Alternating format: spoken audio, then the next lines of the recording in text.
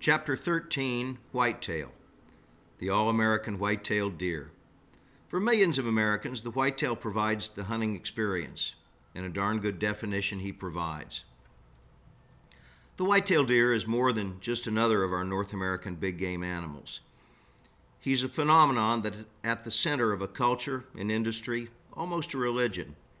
Those of you living east of the Great Plains will absolutely understand what I'm talking about. Those of you who live west of the Rockies may not understand this at all, and those of you in the middle may be somewhat divided. But look at it this way. In the west, we're blessed with a wide variety of big game. Depending on the area, we have mule deer, blacktails, maybe whitetails, maybe cow's deer. We have elk and black bear and permits for moose, goat, sheep, and more. In the east, we have a little bit of black bear hunting, a very few moose permits, some expanding wild hog hunting, and we have millions of white-tailed deer. The white-tailed deer is big game hunting for most hunters in the eastern half of the United States. This would be important anyway, but it's especially important because hunter densities pretty much follow the population curve. There are more hunters in the east than the west. But I wonder to what extent this is because of the white-tailed deer. American hunters have always pursued the game that was most available. In the 1920s and 1930s, when big game was at its lowest ebb, waterfowling was the most popular pursuit among American hunters. Uncontrolled market gunning coupled with the great drought of the 30s ended the great old days of waterfowling, but conditions were changing. FDR's soil bank made untold acreage available for upland birds, and then there were thousands of acres of small farms that lay fallow during World War II. Millions of GIs returning from the war found unprecedented populations of upland birds. The 40s and 50s were the years of the quail, pheasant, and grouse hunter. But slowly, the white-tailed deer was coming back, and suddenly he was there. Land use changed again, with big, clean farming spelling an end to the great upland bird hunting I knew as a kid. But the white-tailed deer didn't care. As late as the 1950s, most areas had mere remnant populations. My own home state of Kansas didn't have a modern deer season until 1964. When I was growing up, we never saw deer, and even the sight of a track was cause for celebration. Of course, we know what Midwest whitetail hunting is like today. I don't know exactly when the whitetail population explosion really kicked off. It varied a little bit with the area, but by the 1960s it was in full swing in the eastern half of the United States. From remnant populations that had retreated into the deepest swamps and forests, the whitetail deer exploded. He proved himself to be incredibly adaptable, and given a little bit of protection, he turned out to be best suited to the edge habitat created by man's agriculture. Thanks to his crafty ways, it turned out that the new legions of white-tailed deer required a great deal of hunting to keep their numbers in bounds, and this has translated into unprecedented hunting opportunities. The white-tailed deer is wonderfully democratic. You find him on public land and you find him on private land. Many of the seasons for him seem absurdly long by Western standards, and some of the bag limits seem downright obscene. Alabama, for instance, boasted a buck-a-day limit through a season running 3 months and more for many years. Some South Carolina counties open in August and close in December, and the tradition there is no limit on bucks. We in the West, accustomed to much lower wildlife densities, ever-shortening seasons, and one-buck limits, can't comprehend such bounty. But what we mostly don't understand is that these limits and seasons are set for the most hunter-educated game animals in the world. A few very good hunters with equally good places to hunt take a lot of deer under such rules, but in general the odds still ride with the whitetails. We have something like 10 million deer hunters in the United States, and of course most of them pursue the white-tailed deer, of which there are at least 25 million today. And of course that was a few years ago. Today they figure the numbers are 30 to 35 million. Without a doubt, the white-tailed deer wouldn't exist in such plenty if not for the conservation efforts of hunters. But I'm not sure we as hunters appreciate the debt we owe to the whitetail. Hunters are a much smaller percentage of the population than we have ever been. But without the white-tailed deer, we would be a much smaller minority yet. It's the whitetail, and only the whitetail, that has kept hunting strong in Pennsylvania, New York, the Deep South, the Great Lakes region, Texas, and more. Waterfowling, sadly, has become sport for those who can afford duck clubs.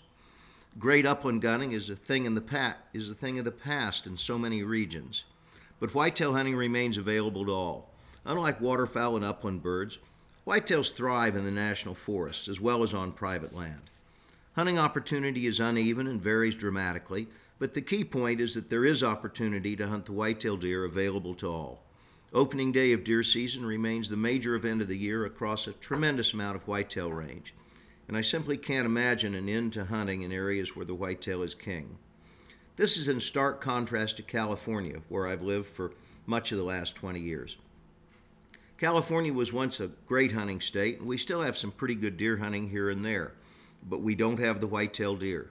Our hunting opportunity has continued to decline, and many California hunters have given up. As a percentage of population, California hunters aren't even worth talking about anymore. In a recent season, deer tag returns showed just 30,000 odd deer taken by California hunters. This in one of the largest western states that used to have one of the largest deer herds. We could lose hunting in California, and there are few of us left who would care. We simply don't have the white-tailed deer. Ask the million Pennsylvania hunters who hit the woods on opening day whether deer hunting is important to them or not. Any sport that has 10 million active participants is likely to have created a considerable industry, and indeed the whitetail has. There must be at least 4 dozen designer camouflage patterns. There are tree stands, ladder stands, self-climbers, tripods, ground blinds by the score. Virtually any center fire I can think of that's well suited for whitetail would also be effective for a variety of other game. But look at the tremendous improvements in shotgun slugs, and in both barrels and special purpose shotguns designed for slugs in recent years. These may have other uses, but they were designed for the eastern whitetail hunter obligated by law to use shotguns with slugs.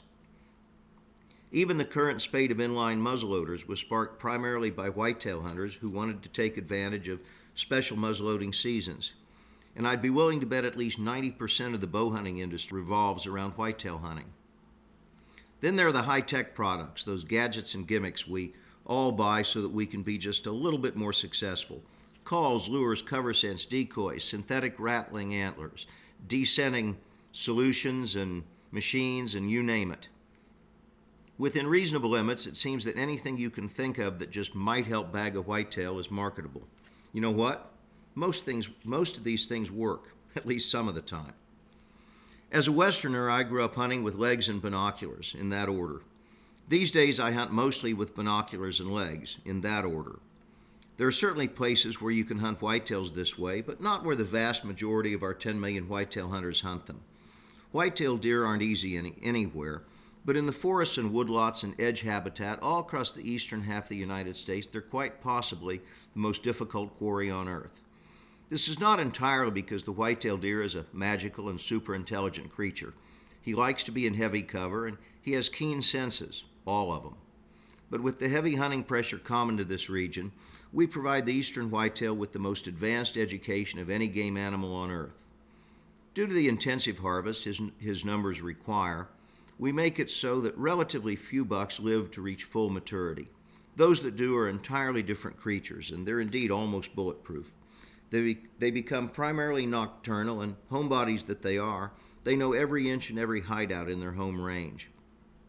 Hunters who consistently take mature whitetails anywhere east of the Great Plains are indeed hunters without parallel, and they need all the help they can get. As a Westerner, I was very slow to come to appreciate some of these gimmicks, the scents and lures and calls and whatnot. In fact, I figured it was all bunk and I could hunt whitetails just like everything else. Again, there are places where you can do this, but not where most folks hunt whitetails. The whitetail loves agriculture, and he will almost always come out to feed if there's grain or soybeans or alfalfa or some other treat. But educated whitetails, especially big educated whitetails, are likely to come out only at night. You can go into the thick stuff after them, but nothing is more difficult, although you'll probably hear the occasional snort and see a white flag now and again. Sizing up antlers and shooting them is even more difficult than just shooting. So eastern hunters, the majority of all whitetail hunters, play the waiting game, and they sweeten the pot with all the guile available to them. The amazing thing is that all of these high-tech tactics work.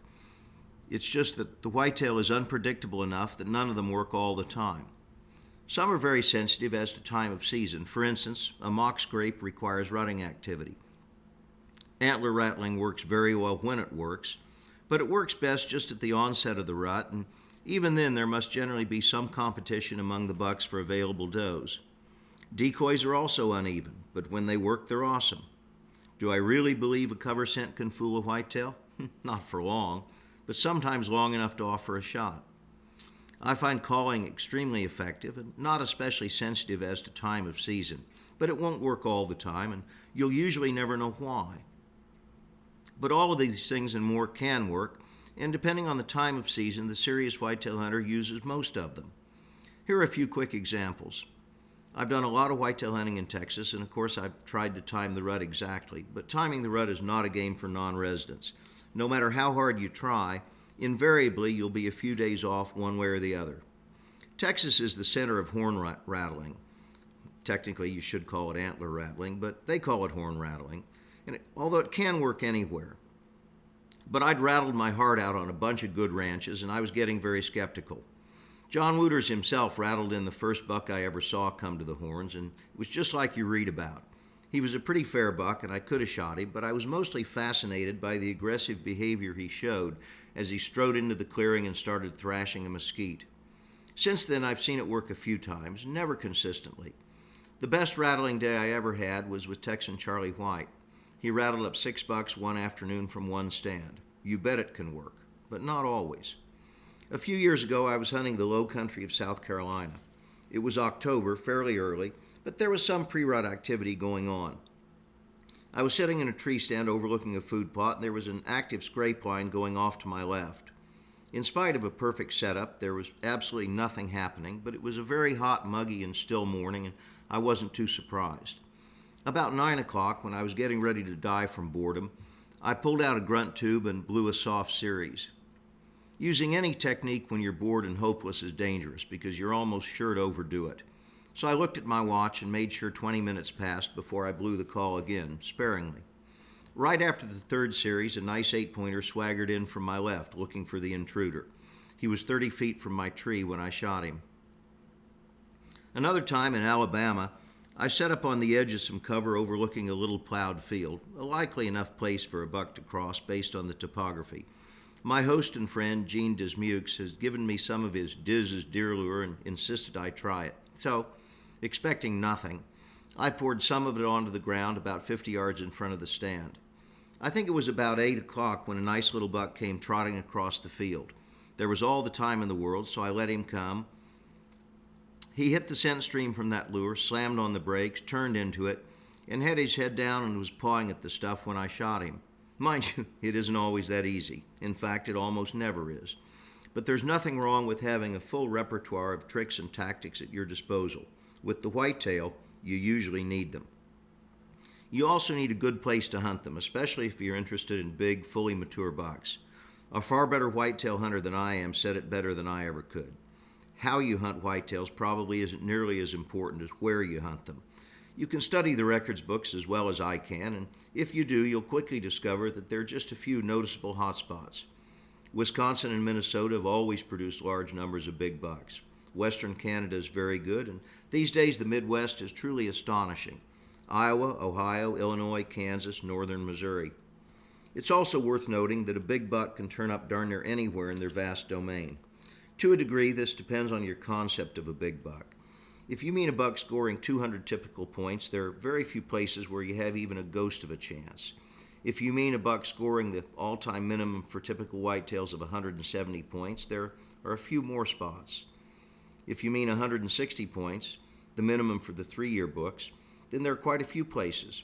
And if you mean a nice, heavy antlered buck of 4.5 years or more, then such a buck can turn up anywhere.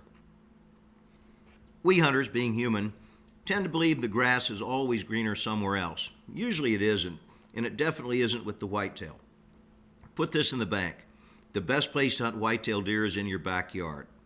This is assuming first that you have whitetail deer where you live and that you can find a place to hunt where you don't have to fight the crowds. Given these two conditions, the best chances for trophy whitetail are close to home. You can scout the off-season and find out what's really there. You can find out where the deer are living and exactly what they're feeding on at different times of the year. You can be patient and bide your time. In most states, you can hunt the bow season and the black powder season and finally the rifle season. You can wait for the peak of the rut to go into your secret spots, and if the wind is unfavorable, you can sit it out for a day or a weekend. When you travel far from home, you can do none of these things. Whitetail hunting, at its best, is an insider's game, and most of the really great whitetail deer have been taken by residents hunting close to home. These are the facts, but human nature being as it is, sooner or later most serious whitetail hunters are likely to convince themselves that the buck of their dreams lies in some distant state or province. And some of us that covet a big whitetail don't live in whitetail country, so we have little choice but to venture farther afield. The search will probably not be easy, and the record books are somewhat misleading. There are quite a few areas that produce good numbers of big whitetails, but few of them are user-friendly for outsiders. Research, for instance, points to both Wisconsin and Minnesota as two likely spots. Both of these, however, have short intensive seasons and virtually no outfitting industry. The farmland of western Iowa and southern Illinois is fabulous, and there are a few outfitters springing up in these prime areas, but you'll probably have to hunt with shotguns, muzzleloaders, or archery tackle. That isn't such a bad deal, but it does substantially decrease the odds on the typically short hunt a non-resident is relegated to. Kansas is fabulous, sort of.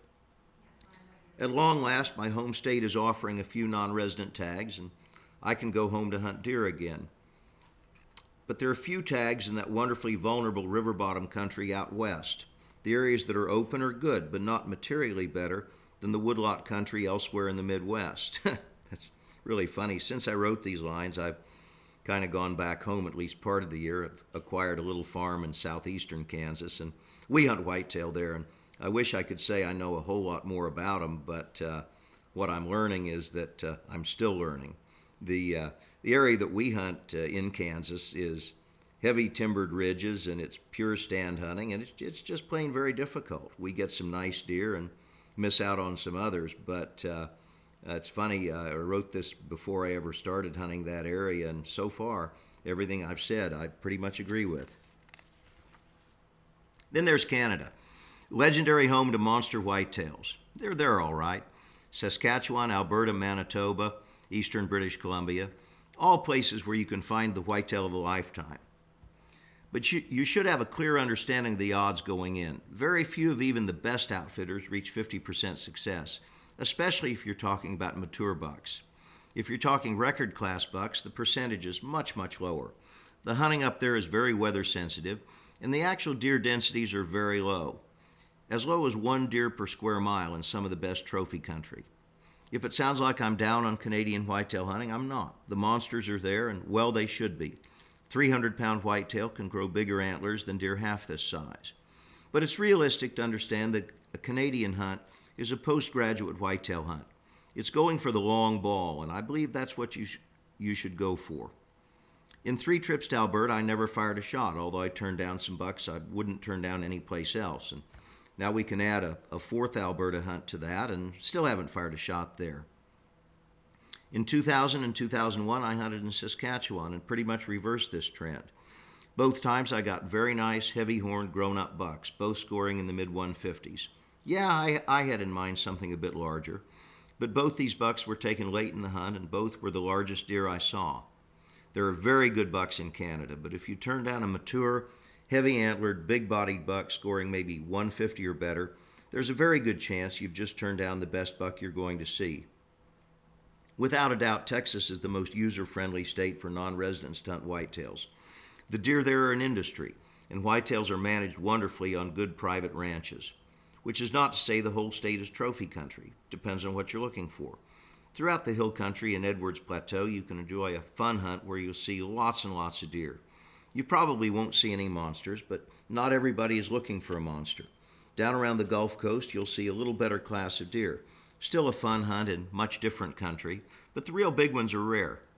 But you can see a lot of deer and enjoy a fine hunt. Or you can go to the famed brush country of South Texas and get serious. You'll undoubtedly see a lot fewer deer, but the upper end gets a whole lot larger. My own best ever whitetail came from Texas, but keep in mind that genuine monsters aren't lurking behind every bush. In the real trophy country, you're out of the sure thing business, and the best hunting is very rut sensitive.